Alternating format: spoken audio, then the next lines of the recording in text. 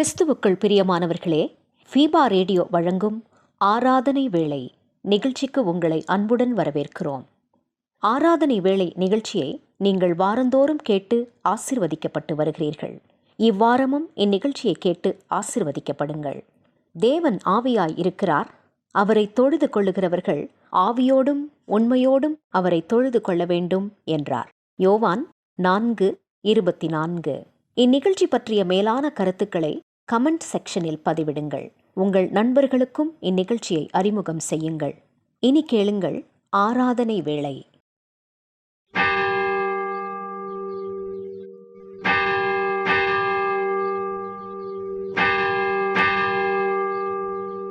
ஆராதனை வேளை.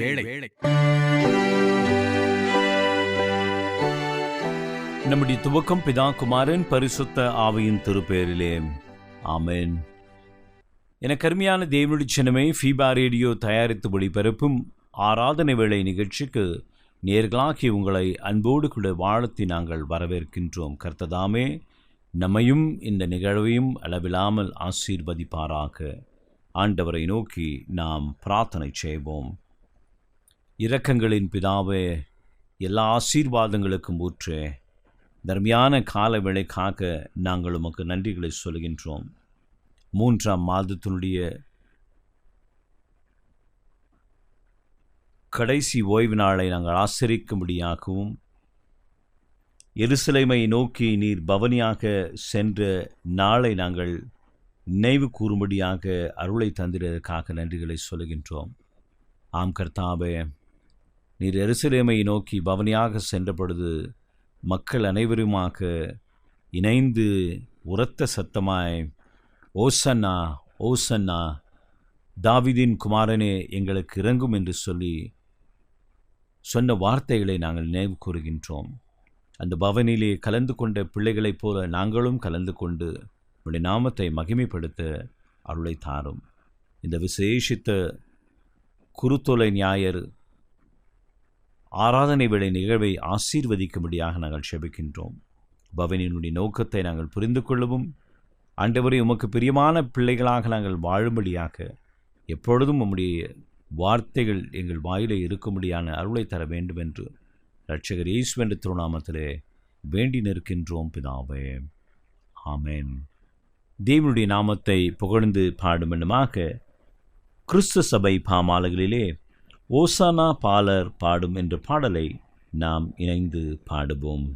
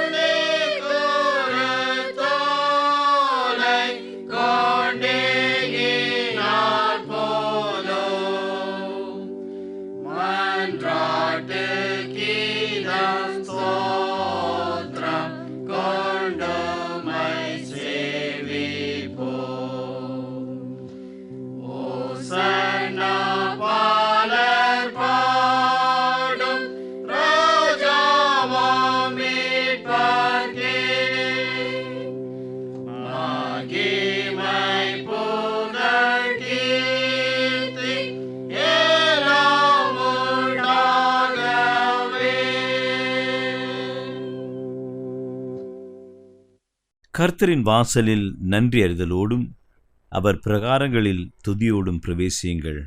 அவருக்கு நன்றி செலுத்தி அவர் நாமத்தை ஸ்தோத்திரியுங்கள். கர்த்தர் நல்லவர், அவர் கிருபை என்றென்றும், அவர் உண்மை தலைமுறை தலைமுறைக்கும் உள்ளது. நம்மை உண்டாக்கின கர்த்தருக்கு முன்பாக நாம் பணிந்து குனிந்து முழங்கால் படியிட கடவோம். வாருங்கள். வருத்தப்பட்டு பாரம் சுமக்கிறவர்களே, நீங்கள் எல்லோரும் என்னிடத்தில் வாருங்கள், நான் உங்களுக்கு இளைப்பாறுதல் தருவேன். சற்று நேரம் அமைதியோடு கூட நாம் இருந்து நம்மை நாமே ஆராய்ந்து பார்ப்போம். சர்வ வல்லமுள்ள கடவுளே, நாங்கள் எங்கள் ஆண்டவர் இயேசு கிறிஸ்துவின் மூலமாய் உம்முடைய சமூகத்தில் எங்கள் வணக்கத்தையும் ஸ்தோத்திரத்தையும் செலுத்த வந்திருக்கின்றோம். எங்கள் பாவங்களை உண்மையாய் அறிக்கை செய்யவும் மற்றவர்களுக்காகவும் எங்களுக்காகவும் ஜெபிக்க உதவி செய்துள்ளோம். உமது திருவசனத்தை நாங்கள் கேட்கும் பொழுது உமது அன்பின் மகத்துவத்தை அதிக உண்மையாய் அறிந்து கொள்ளவும் உமது கிருபையின் கனிகளை எங்கள் வாழ்க்கையில் காட்ட அருள் புரியும். எங்கள் ஆண்டவர் இயேசு கிறிஸ்துவின் மூலமாய் வேண்டிக் கொள்கின்றோம். ஆமென். பாவத்தை அறிக்கை செய்த நாம் பாவ மன்னிப்பின் நிச்சயத்தையும் விசுவாசத்தோடு கூட பெற்றுக்கொள்வோம். இரக்கமுள்ள ஆண்டவரே, உம்மிடத்தில் விசுவாசமாயிருக்கிற ஜனமாகிய நாங்கள் சகல பாவங்களுக்கு அறவே சுத்திகரிக்கப்படுவதற்கும் அமைதலான மனதோடு உமக்கு ஊழியம் செய்வதற்கும் எங்களுக்கு பாவ மன்னிப்பையும் சமாதானத்தையும் அருளி செய்ய வேண்டுமென்று எங்கள் கர்த்தராகிய இயேசு கிறிஸ்துவின் மூலமாய் வேண்டிக் கொள்கின்றோம். ஆமென். ஆண்டவரை துதியுங்கள். ஆண்டவர் நாமம் துதிக்கப்படுவதாக. இந்த நாளுக்குரிய வேத பகுதியை வாசிக்க நாம் கவனமாக கேட்போம். இன்றைய நாளுக்கென்று வாசிக்கும்படியாக தெரிந்து கொள்ளப்பட்ட வேத பாடம் சகரியா 9 அதிகாரம் வசனங்கள் 8 முதல் 10 வரை. சகரியா 9 அதிகாரம் வசனங்கள் 8 முதல் 10 வரை. சேனையானது புறப்படும் போதும் திரும்பி வரும்போதும் என் ஆலயம் காக்கும்படி அதை சுற்றிலும் பாளையம் போடுவேன். இனி ஒடுக்குகிறவன் அவர்களிடத்தில் கடந்து வருவதில்லை. அதை என் கண்களினாலே பார்த்து கொண்டிருக்கிறேன். சீயோன் குமாரத்தியே, மிகவும் களிக்கூறு. எருசலேம் குமாரத்தியே, கெம்பீரி. இதோ உன் ராஜா உன்னிடத்தில் வருகிறார். அவர் நீதியுள்ளவரும் இரட்சிக்கிறவரும் தாழ்மையுள்ளவரும் கழுதையின் மேலும் கழுதை குட்டியாகிய மரியின் மேலும் ஏறி வருகிறவருமாயிருக்கிறார். எப்பிராயிமினின்று இரதங்களையும் எருசலேமினின்று குதிரைகளையும் அற்றுப்போக பண்ணுவேன். யுத்த வில்லும் இல்லாமற் போகும். அவர் ஜாதிகளுக்கு சமாதானம் கூறுவார். அவருடைய ஆளுகை ஒரு சமுத்திரம் தொடங்கி மறு சமுத்திரம் வரைக்கும், நதி தொடங்கிய பூமியின் எல்லைகள் பரியந்தமும் செல்லும் என்பது வாசிக்கும்படியாக தெரிந்து கொள்ளப்பட்ட வேத பாடம் வாசித்து முடிந்தாயிற்று. ஆண்டவருடைய வார்த்தைக்கு ஆயத்தமாக நாம் அனைவருமாக இணைந்து தேவனுடைய நாமத்தை புகழ்ந்து பாடும் வண்ணமாக ஞான கீர்த்தனைகளிலே கும்பிடுகிறேன் நான் கும்பிடுகிறேன் என்ற பாடலை நாம் இணைந்து பாடுவோம்.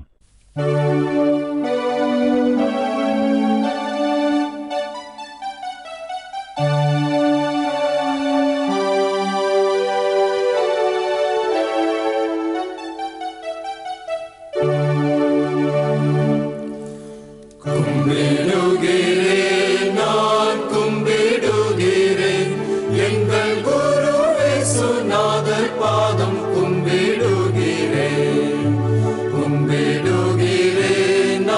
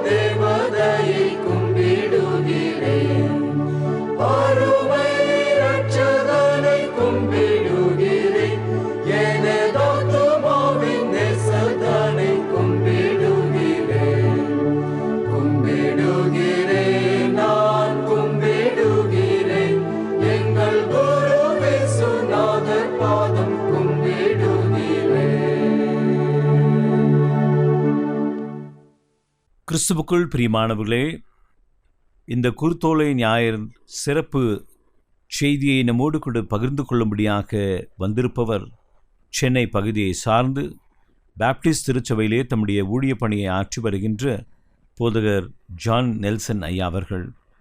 போதகர் ஜான் நெல்சன் ஐயா அவர்கள் இந்த குருத்தோலை ஞாயிறினுடைய சிறப்பு செய்தியை நம்மோடு கூட பகிர்ந்து கொள்கின்றார். விசுவாசத்தோடு கூட நாம் இந்த செய்தியை கேட்போமாக்க. ஆண்டவராகிய இயேசு கிறிஸ்துவின் நாமத்தில் ஃபீபா நேயர்களுக்கு வாழ்த்தலையும் நன்றியும் தெரிவித்துக் கொள்கிறேன். இந்த வருஷத்தின் குருத்தோலை ஞாயிறு ஆராதனையிலே இணைந்திருக்கிறவர்களை வரவேற்கிறதில் மகிழ்ச்சி அடைகிறேன். இந்த நாளின் செய்திக்கு ஆதாரமாக தெரிந்து கொள்ளப்பட்ட வேத பகுதி சகரியா 9:9-10 சியோன் குமாரத்தியே மிகவும் கழிகூறு, எருசலேம் குமாரத்தியே கம்பீரி. இதோ உன் ராஜா அவனிடத்தில் வருகிறார். அவர் நீதி உள்ளவரும் ரட்சிக்கிறவரும் தாழ்மை உள்ளவரும் கழுதியின் மேலும் கழுதை குட்டியாகிய மரியின் மேலும் ஏறி வருகிறவருமாயிருக்கிறார். எப்பிராயீமினின்று ரதங்களையும் எருசலேமினின்று குதிரைகளையும் அற்றுப்போக பண்ணுவேன். யுத்தவில்லும் இல்லாமற் போகும். அவர் ஜாதிகளுக்கு சமாதானம் கூறுவார். அவருடைய ஆளுகை ஒரு சமுத்திரம் தொடங்கி மறுசமுத்திரம் வரைக்கும், நதி தொடங்கி பூமியின் எல்லைகள் பரியந்தமும் செல்லும். இந்த நாளை குருத்தோலை நாளாக நாம் அனுசரிக்கும் போது 4 சுவிசேஷங்களிலும் கர்த்தராகிய இயேசு கிறிஸ்து பவனியாக எருசலேமுக்கு சென்ற காட்சியும் செய்தியும் சித்தரிக்கப்பட்டிருக்கிறதனுடைய தீர்க்க தரிசன உரையாக நாம் இப்பொழுது படித்த வேத பகுதி இருக்கிறது. சகரியாவின் புஸ்தகம் பாபிலோனிய சிறையிருப்பிலிருந்து மீண்டு வந்தவர்களுடைய எதிர்கால நம்பிக்கையை பற்றி சொல்லுகிறது. கடவுள் தம்முடைய வாக்குத்தத்தத்திலே எப்படி உண்மையுள்ளவராய் இருக்கிறார் என்பதை சொல்லுகிறது. இதில் 3 அம்சங்கள் சகரியா புஸ்தகத்திலே நாம் படித்து அதனுடைய பின்னணியிலே குருத்தோலை ஞாயிறின் செய்தியை பார்க்க இருக்கிறோம். 1, அற்பமான ஆரம்பத்தை யார் அசட்டை செய்ய முடியும்? ஒருவேளை இந்த காலையில் நாம் இந்த ஆராதனையில் குருத்தோலை ஞாயிறில் கவனிக்க வேண்டிய அம்சம், நம்முடைய ஆண்டவராகிய இயேசு கிறிஸ்து கழுதையின் மேல் தாழ்மையுள்ளவராக பவனி வந்த பொழுது அது அற்பமான ஆரம்பமாக காட்சியளித்த போதும் அதை யார் அசட்டை செய்ய முடியும் என்று சகரியா சொல்லுகிறார். 2வது, சகரியாவின் புஸ்தகத்தில் ஏறத்தாழ 50 முறை சேனைகளின் கர்த்தர் என்ற சொல் பயன்படுத்தப்படுகிறது. அவர் சேனைகளின் கர்த்தர், சேனைகளின் கர்த்தர். ஆகவே அவருடைய மகத்துவத்தை சகரியா சொல்லுகிறார்.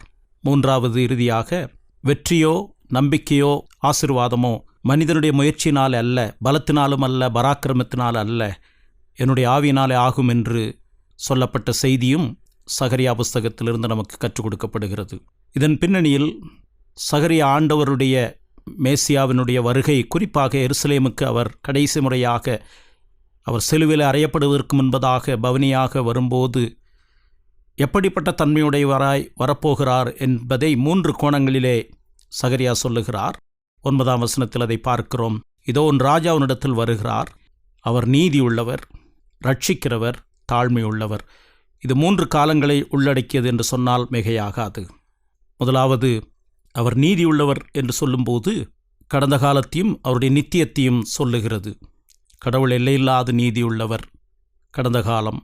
ரட்சிக்கிறவர், அவர் எப்படி ரட்சிப்பை நிறைவேற்றி நம்மை அவருடைய மகிமையான ராஜ்யத்தில் சேர்க்கிறார் என்பதை சொல்லுகிற எதிர்காலத்தோடும் தொடர்புடையது. தாழ்மையுள்ளவர் என்றால் அவர் இந்த உலகத்திலே எப்படிப்பட்ட வேலையாளாக, பணிவிடையாளராக நம் மத்தியிலே வாழ்ந்து ரட்சிப்பின் திட்டத்தை நிறைவேற்றப் போகிறார் என்று சொல்லுகிற அம்சத்தை சொல்லுகிறது.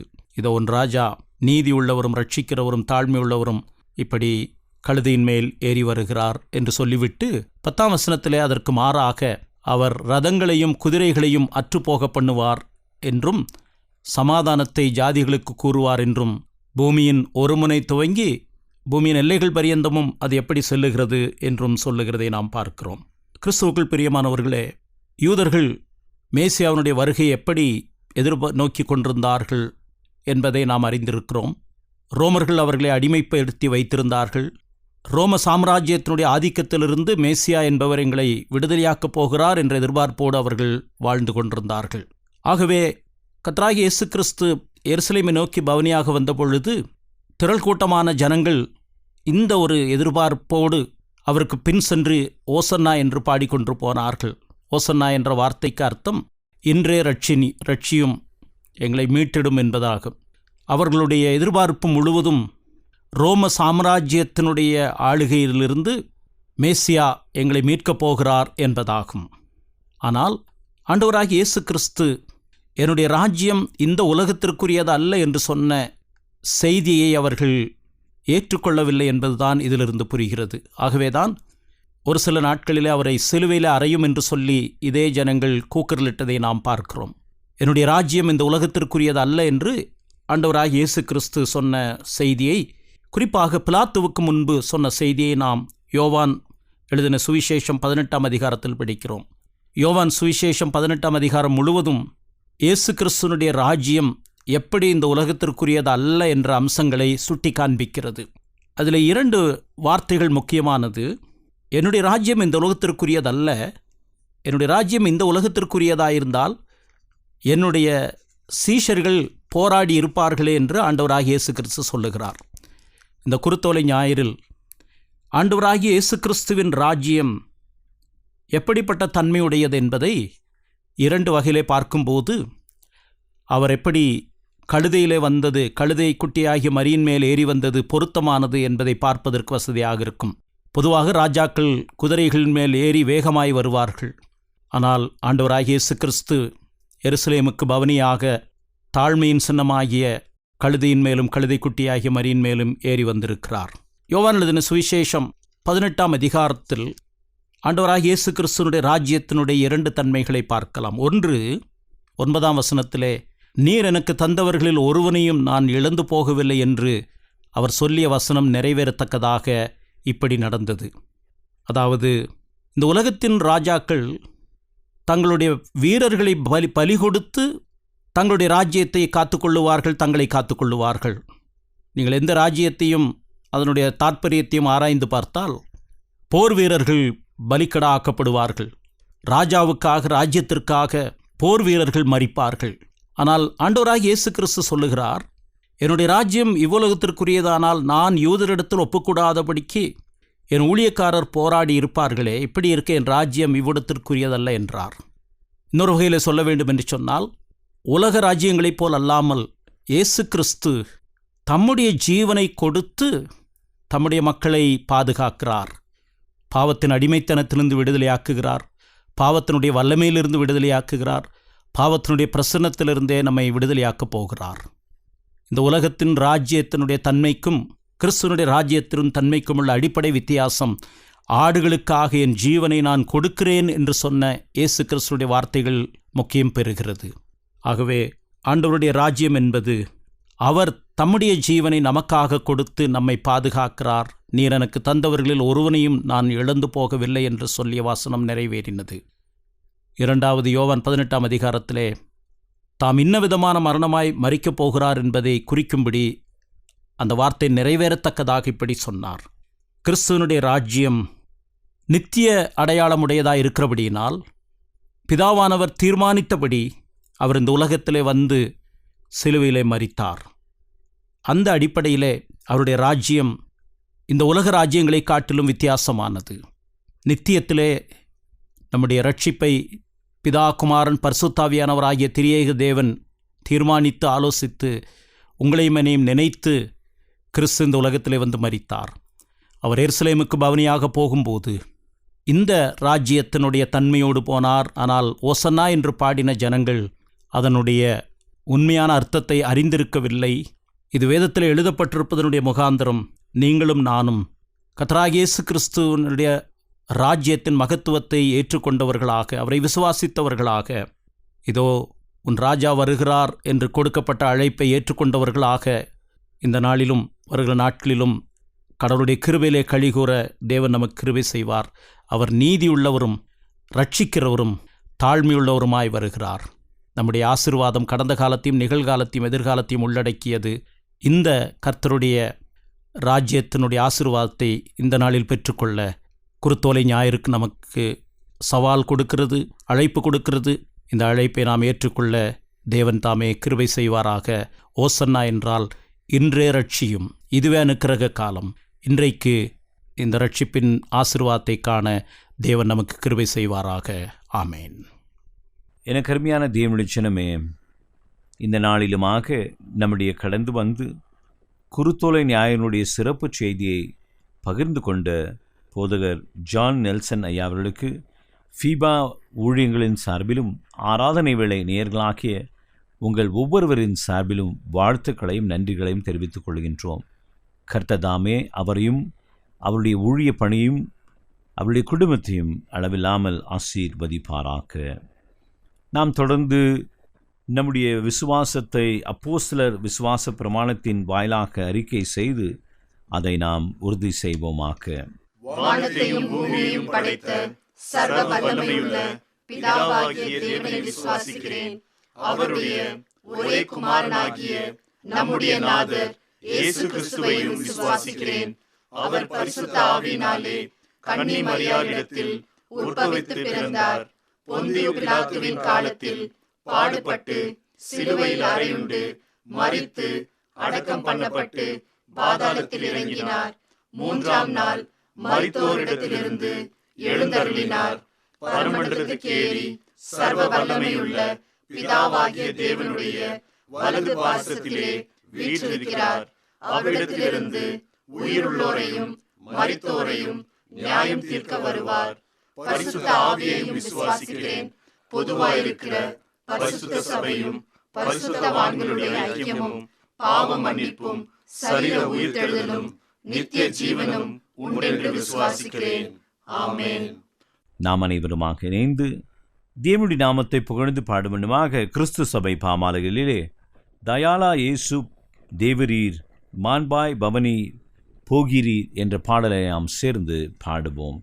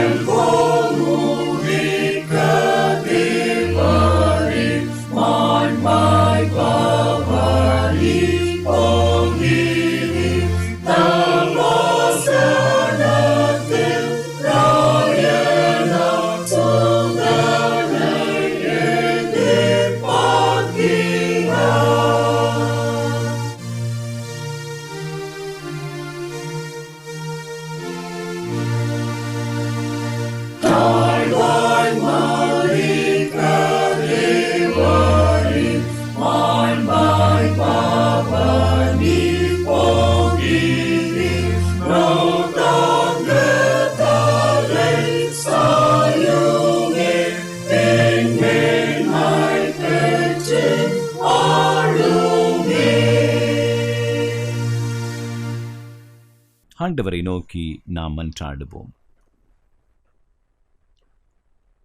நேற்றும் இன்றும் என்றும் மாறாத எங்கள் அன்பின் ஆண்டவரே, எங்களை மீட்பதற்காகவே இந்த உலகத்திற்கு நீர் வந்து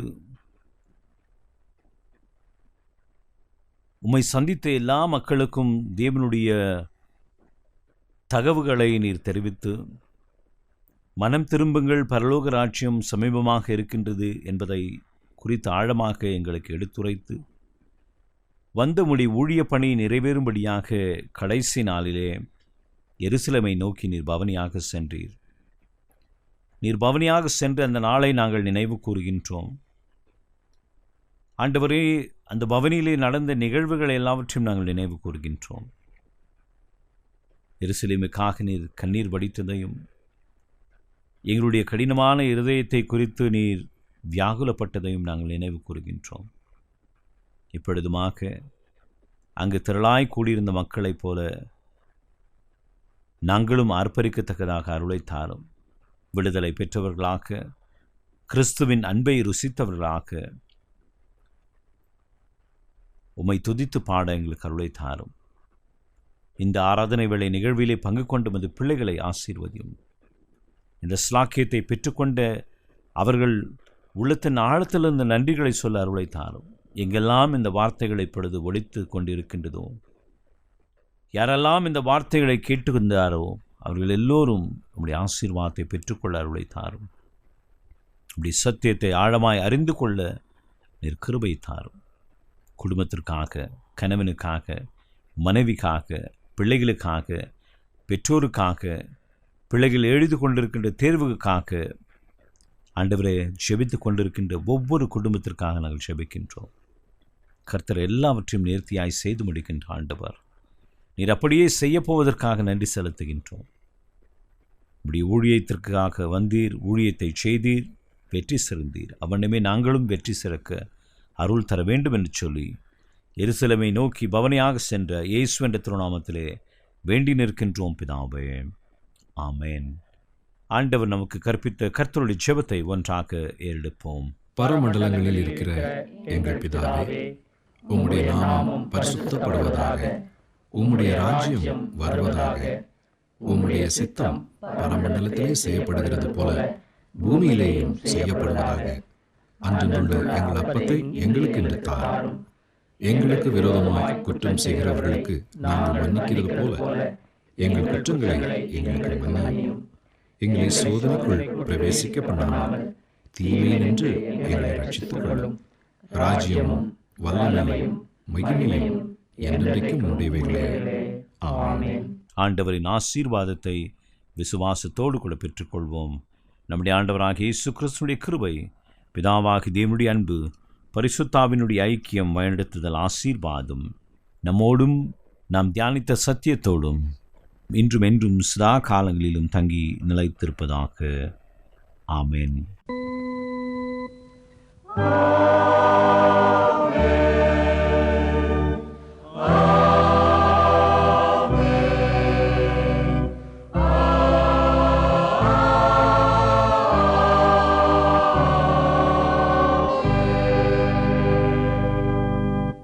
இந்த வாரத்திற்குரிய வாக்குத்தத்த வசனத்தை நாம் பெற்றுக்கொள்வோம். ரோமர் 12ஆம் அதிகாரம் 12ஆம் வசனம்.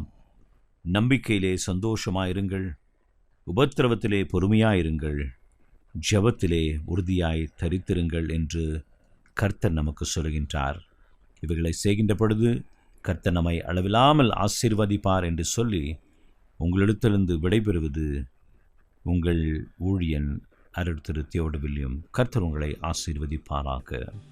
ஒன்றாக ஆட்சி செய்கிற திரியேக தேவனாகிய பிதா குமாரன் ஆவிக்கே மகிமை உண்டாவதாக.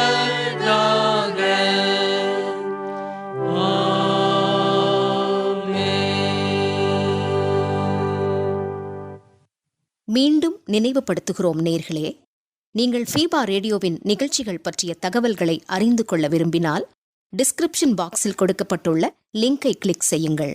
மேலும் நீங்கள் எங்களோடு தொடர்பு கொள்ள விரும்பினால் டிஸ்கிரிப்ஷன் பாக்ஸில் கொடுக்கப்பட்டுள்ள அலைபேசி மற்றும் தொலைபேசி எண்களை தொடர்பு கொள்ளலாம். வாழ்த்துக்கள் கூறி விடை பெற்றுக் கொள்கிறோம். வணக்கம் நேர்களே.